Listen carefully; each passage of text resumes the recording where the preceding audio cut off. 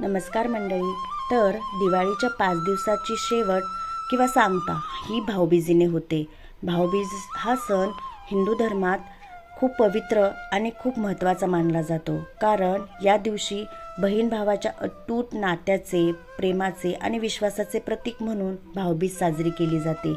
या दिवशी बहीण भावाला स्नान घालून ओवाळून त्याच्या दीर्घ आयुष्याची, सुखी आयुष्याची प्रार्थना देवाकडे करते. त्या बदल्यात भाऊ बहिणीला भेटवस्तू देऊन तिला प्रेमाचे आणि संरक्षणाचे वचन देतो. यामागेही एक पौराणिक कथा आहे. यमराजाने आपली बहीण यमुना हिच्या घरी जाऊन तिच्या हातून आदर सत्कार स्वीकारला आणि तिला वर दिला की जो कोणी भाऊ बहिणीच्या घरी जाऊन तिच्या हातून स्नान करेल, तिच्या हातून भोजन करेल, त्याला कधीही अकाली मृत्यू प्राप्त होणार नाही. म्हणून भाऊबीजेला यमद्वितीया असेही म्हटले जाते.